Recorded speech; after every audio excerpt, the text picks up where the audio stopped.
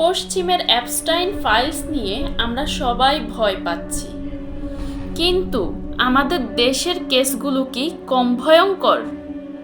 আজ আমরা সত্য জানব, গুজব নয়, আইনি তথ্য দিয়ে। একজন মহিলা হোটেলের বাইরে দাঁড়িয়ে চিৎকার করছিল, ভেতরে অস্বাভাবিক কিছু হচ্ছে। পরে বলা হলো সে পাগল। আজ প্রশ্ন একটাই, সে কি সত্যি পাগল ছিল, নাকি সত্য শুনতে আমরা চাইনি? অ্যাপস্টাইন কেসের প্রমাণিত ভয়ঙ্কর সত্য। জেফ্রি অ্যাপস্টাইন, এই নামটা আজ ইতিহাস। কোর্ট প্রমাণ করেছে সে অপ্রাপ্তবয়স্ক মেয়েদের যৌন নির্যাতন ও পাচার করেছে।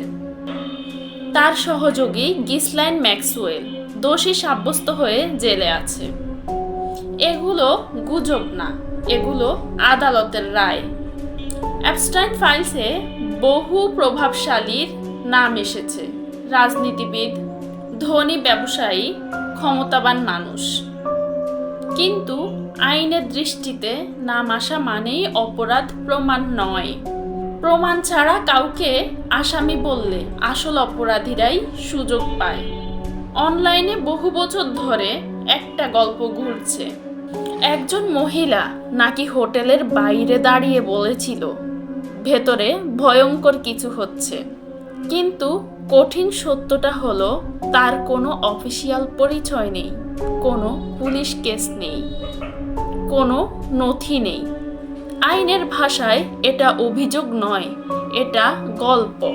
সোশ্যাল মিডিয়ায় আরও একটা কথা খুবই ঘুরছে, তা হলো ক্যানিবালিজম।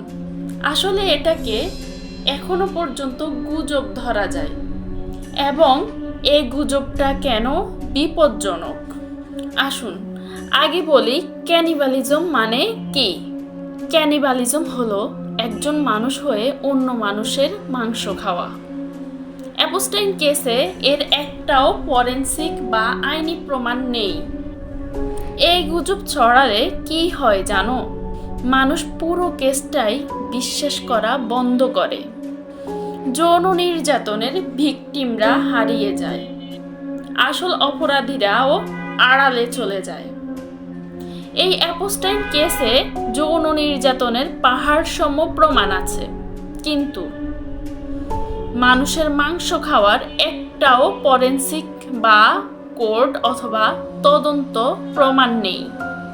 এবার আসি বাংলাদেশের বাস্তবতায়। আমরা পশ্চিমের অ্যাপস্টাইন নিয়ে উদ্বিগ্ন, ভালো, কিন্তু আমাদের দেশেও এখন একটি বড় শিশু নির্যাতনের মামলা চলছে। একজন শিশু গৃহকর্মী, অভিযোগ মারধর, নির্যাতন। আইন অনুযায়ী মামলা হয়েছে, আসামিরা গ্রেফতার হয়েছে, তদন্ত এখনো চলমান, আইনি প্রক্রিয়া চলমান, আদালতের রায় বাকি। তাহলে মিলটা কোথায়? অ্যাপস্টাইন কেস আর বাংলাদেশের এই ঘটনার মিল আছে। ভিকটিম দুর্বল, আসামি প্রভাবশালী। শুরুতে সমাজ চুপ, পরে প্রশ্ন, সত্য নাকি গুজব? সবচেয়ে জরুরি কথা, সত্য চাপা পড়ে দুইভাবে। এক, ক্ষমতার মাধ্যমে, দুই, গুজবের মাধ্যমে। গুজব ছড়ালে আমরা নিজেরাই অপরাধীদের বাঁচিয়ে দেই। আইন চাই প্রমাণ, নথি, সাক্ষ্য।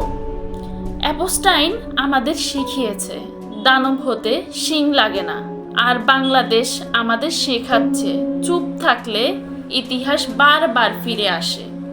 সত্য বলো, গুজব নয়। আইনের পাশে থাকো। Law help BD, legal and form service. ধন্যবাদ।